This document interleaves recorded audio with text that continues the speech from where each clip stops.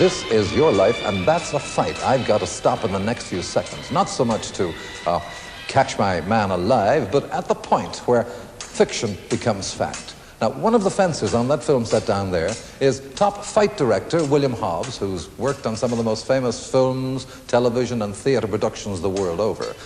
The other man he's fencing with is a world-famous actor himself, no mean swordsman either.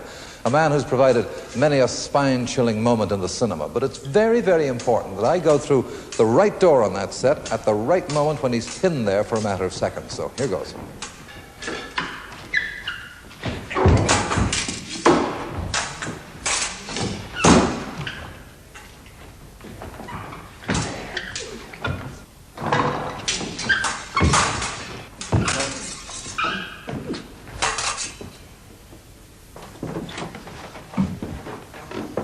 Gentlemen, put aside your weapons. Timely rescue, Christopher. Because tonight, this is your life. That is a conspiracy. An outrageous conspiracy. Thank you. Well, Heyman, you are the last person I expected to see come through that door. Oh, I enjoyed that scrap. Well, I came out of it alive. I'm beginning to wonder if I ought to have done that.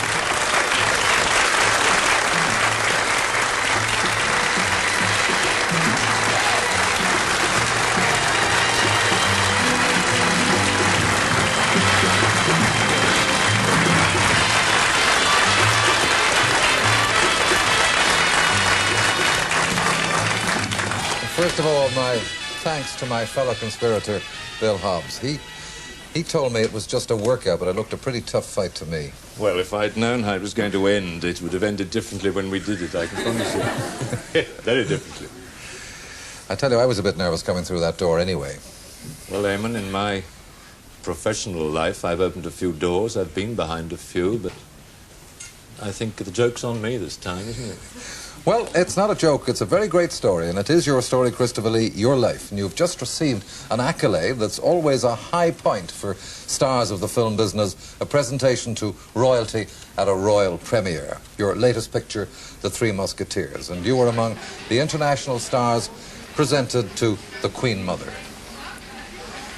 And for the millions of fans who know you best as Dracula and as the star of horror movies, here was a new Christopher, and that's you in the role of Rothschild. And with you there, of course, the great Charlton Heston. And from that star-studded cast, here tonight is another special pal of yours, Oliver Reed.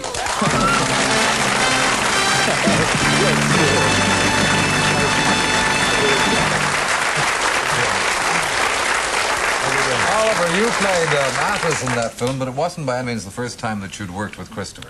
No, it wasn't. I think Christopher really worked for us because in the old days when I first worked for Hammer, I used to sit outside an air terminal in Cromwell Road.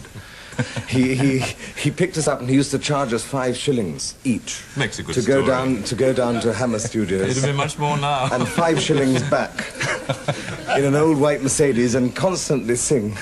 I'm a dear, a female dear. and then he used to knock us and say, of course, you know, dear boy, I want to be an opera singer. Want to be? I had been. Thank you very much, Oliver Reed. Thank you.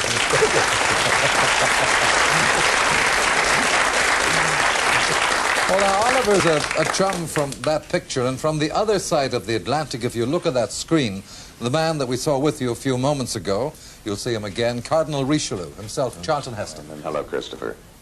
I really hate not being here in person. This performance is on film, to my deep chagrin and disappointment. I look forward to coming to London for the premiere of Three Musketeers and also to staying over for this big night for you. Unhappily, I'm stuck here in California doing another film, but I remember with great pleasure the time we spent last summer shooting in Spain on Three Musketeers.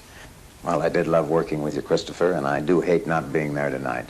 Good luck to you and everyone else. See you soon in another film, I hope. Thank you, Charlton Heston. Well, that dashing character... Great man, great actor. I agree.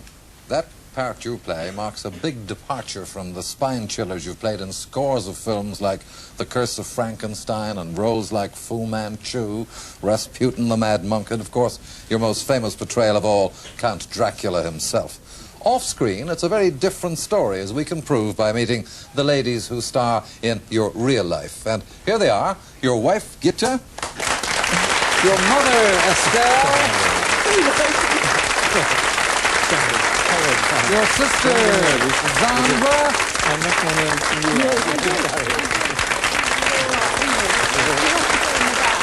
and your 10-year-old daughter, Christina.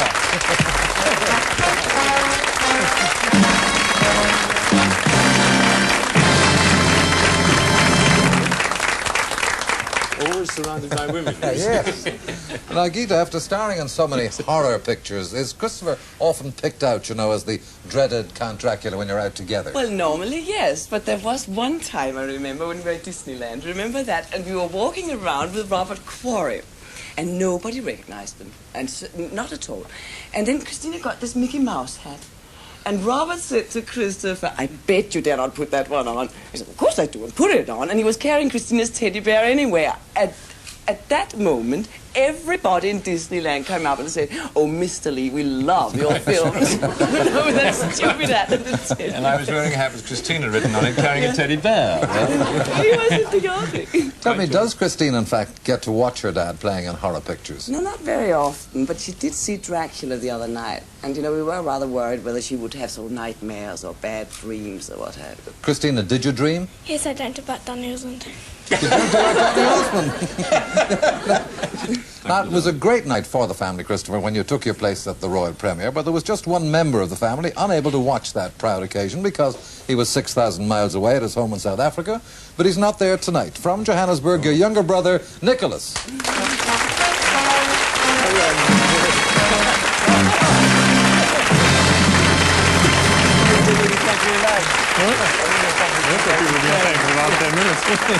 Nicholas, although you are now an executive with an electronics firm in South Africa, you're still able to follow your brother's film career. Yes, I do. I followed him pretty well from the beginning, when by watching a film very, very carefully, called The Corridor of Mirrors, I got a fleeting glimpse of your backside. Very, very. Thank you, Nicholas Lee. Thank you.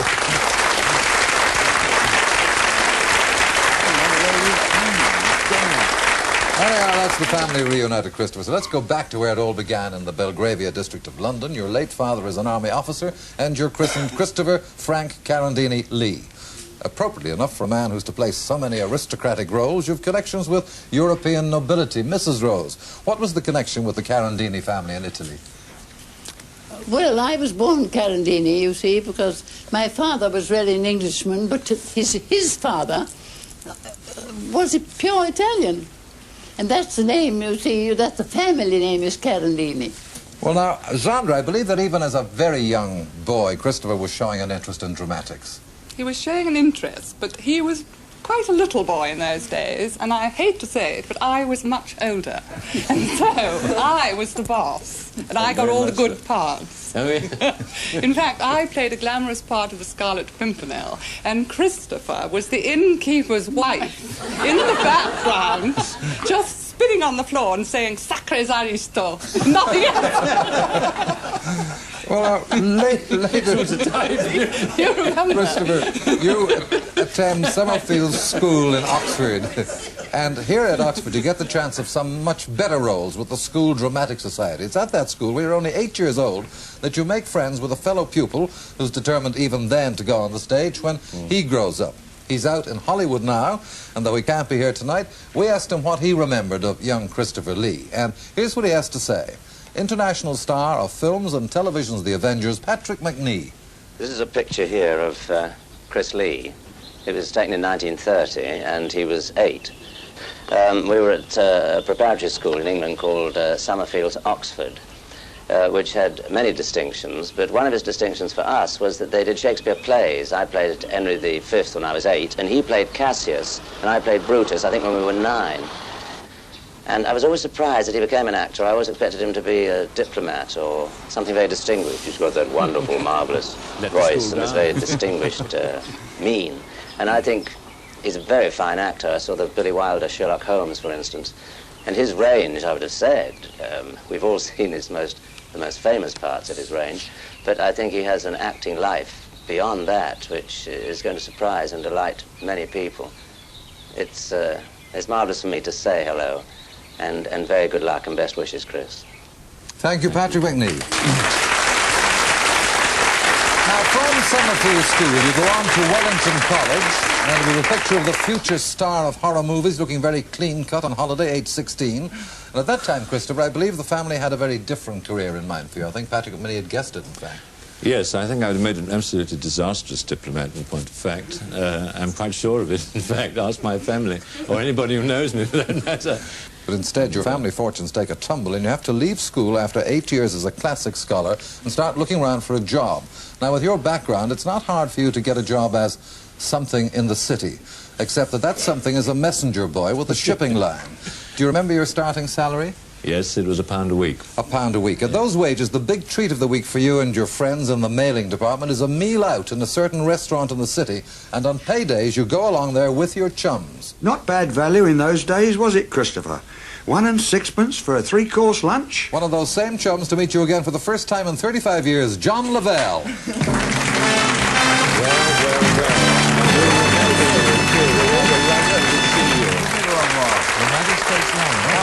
United States Line. John, you were to stay on that company for 30 years to become a manager. Did you ever think that young Lee here would go on to become a famous name in pictures? Well, I always thought he was destined for higher things.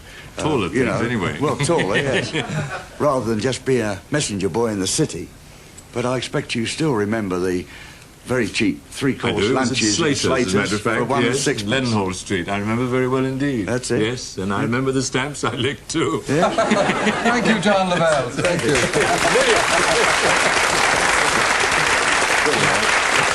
Now, first, when war breaks out, you join the RAF, and with a fluent command of no fewer than 5 languages, it's no surprise that your first active service posting is as intelligence officer with 260 Fighter Squadron in the Western Desert.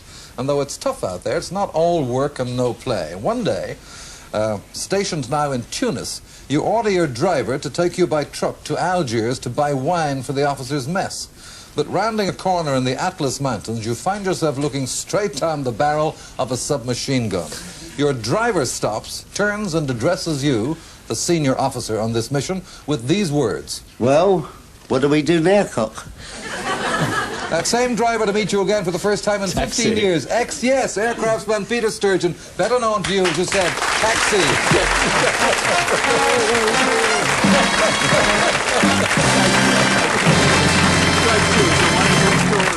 Taxi, as he called you, in that tricky situation, what was Christopher's first command? Well, he fingered his Sam Costume moustache and said, Taxi, as a senior officer in charge of this truck, I command you to drive straight on down the Tommy gun. Anyway, drive on we did. Round the corner, we come banging into an American roadblock.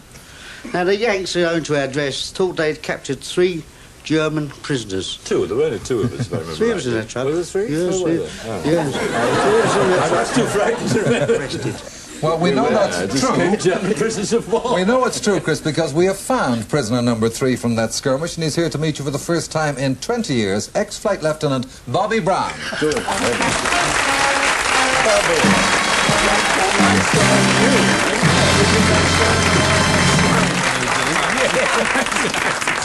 Bobby, will you take up the story from there? Well, as you know, Christopher was in charge of this expedition, and he handled the mix-up with his customary aplomb.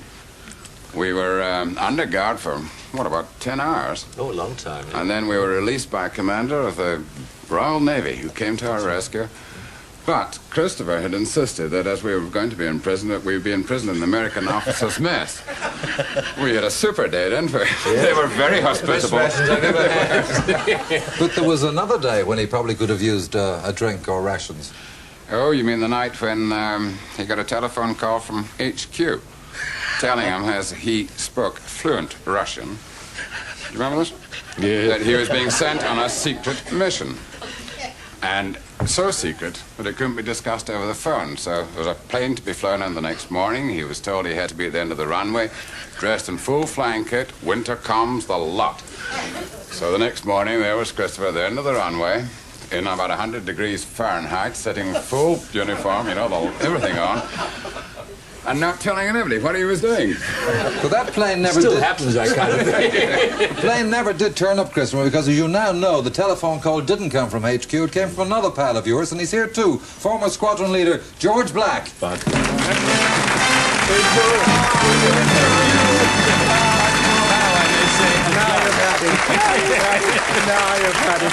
George, that call was one that Christopher obviously fell for. Absolutely fell. I disguised my voice as a group captain, Chris. Do you remember? Nice, not at least in that Commodore, I'm sure. We woke our Batman up at 5 o'clock in the morning. Do you remember? Yeah, I do. And looked at Chris, and he was there for 5 hours, you know. After breakfast, of course, we came and had a look at him. Absolutely. Thank you, George Black, Bobby Brown, and Captain Fraser. When the war ends, Chris, you're demobilized with the rank of flight lieutenant. You also have a mention in dispatches for your war service, but your ambition now is to make a start in acting. But your first roles in films are scarcely as the star. For example, in the famous film version of Hamlet. Can you remember the speech you had to deliver? Yes, it was one word, lights. I think I was one of about 40 people who said it in the dark. It's not till 57 that the break comes along, which is to change the whole direction of your career and start you on the road to international fame. The picture, The Curse of Frankenstein, made by Hammer Films, and you appear like this. Get back! Get back!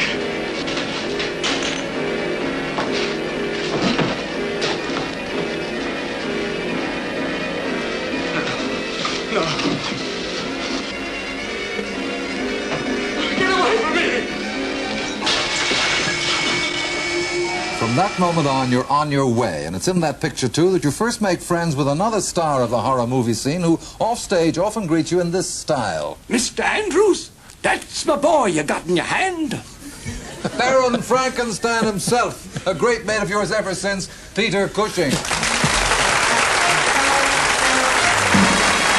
Well done,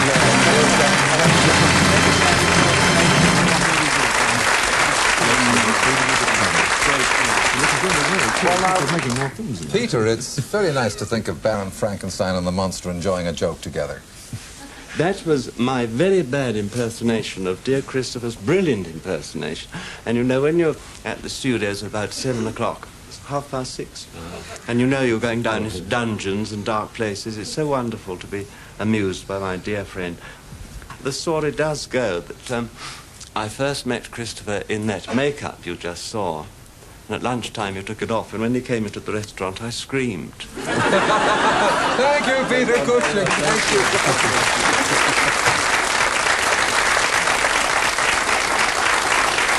Well, it's with Peter, too, that you put together your greatest horror characterization of all, Count Dracula.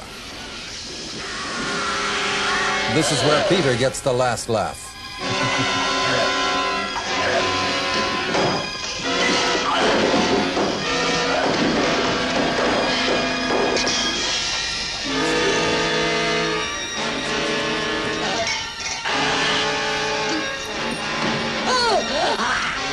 The film Dracula, the first of a series of 6 Hammer films about the famous vampire. But let's not forget that after that scene, the vampires have their good times too. It was Dracula who gave me my first screen kiss. Your co-star in Dracula Has Risen from the Grave, Veronica Carlson, and with her, 2 more members of the most attractive blood group in pictures, stars of The Satanic Rites of Dracula, Valerie Van Ost and Joanna Lumley.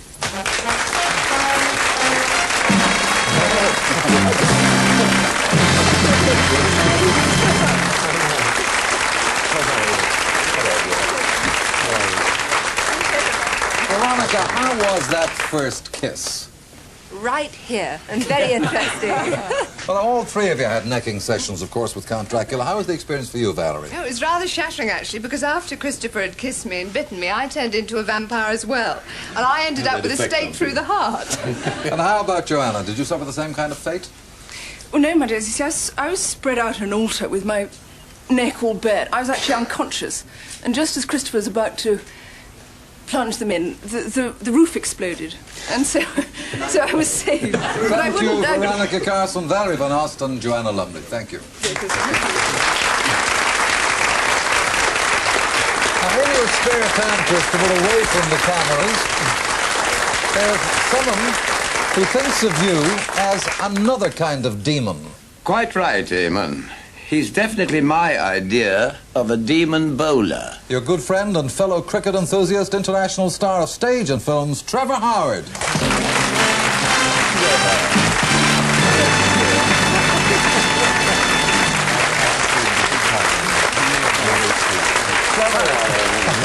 I gather that on the cricket field here, Count Dracula provides a few surprises. Yes, but then he is an actor off stage as well, you see.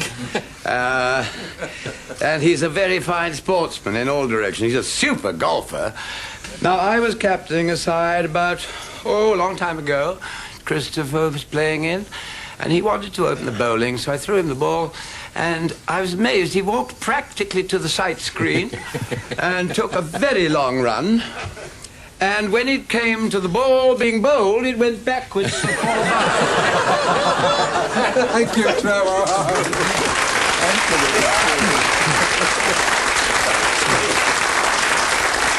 Meanwhile, your film career goes along a lot more smoothly, and in 1972 you're invited to America to share star billing on television with one of the greatest performers in the world. And though he couldn't make the journey to England tonight, we can hear now just how he feels about Christopher Lee. Sammy Davis Jr.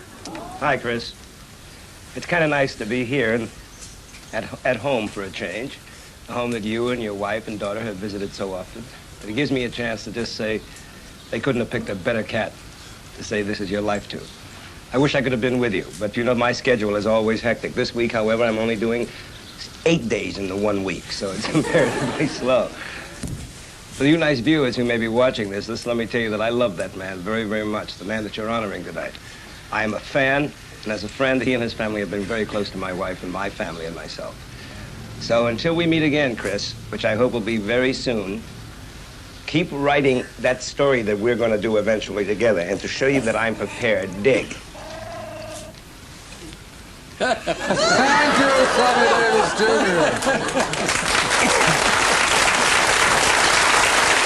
Today, Chris, with 128 feature films behind you, the man who waited so long for his big break is right at the top of the tree. Let's look for a moment at the masterful way you deal with another great name of the hair-raising game in this scene from the picture Scream and Scream Again. There is only time for nightmare.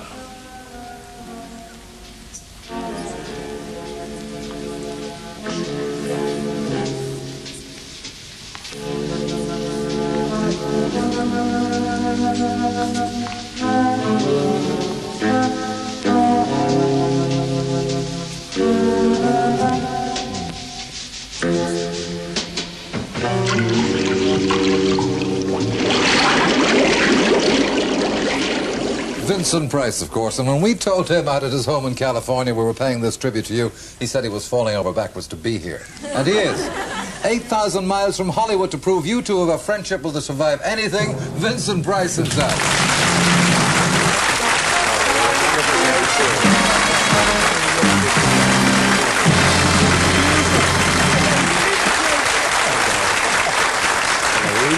Vincent, fine, all the better for seeing you. Now, as two of the all-time greats of horror movies, you have something else in common, haven't you? Yes, we do, Eamon. You know, it's a very peculiar thing. I don't know whether it's supernatural or just perhaps ecological, but we share the same birthday, May 27th. A few years apart, of course. As Chris will always remind me. Yes. But you know, we once celebrated our birthdays together in the Chamber of Horrors at Madame Tussauds. It was a lovely party.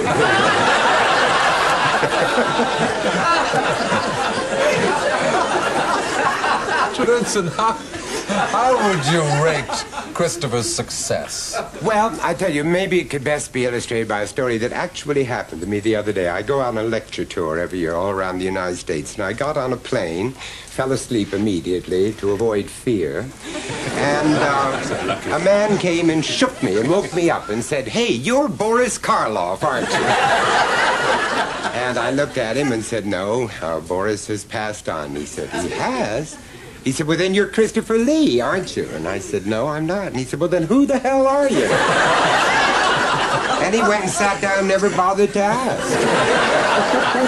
But, you know, quite seriously, I really welcome this opportunity to be here, Chris, and to pay a tribute to a man who has made a magnificent contribution to a very classic genre of the cinematic art, the horror film, to a warm and wonderful human being and a master of his craft. What's your name? This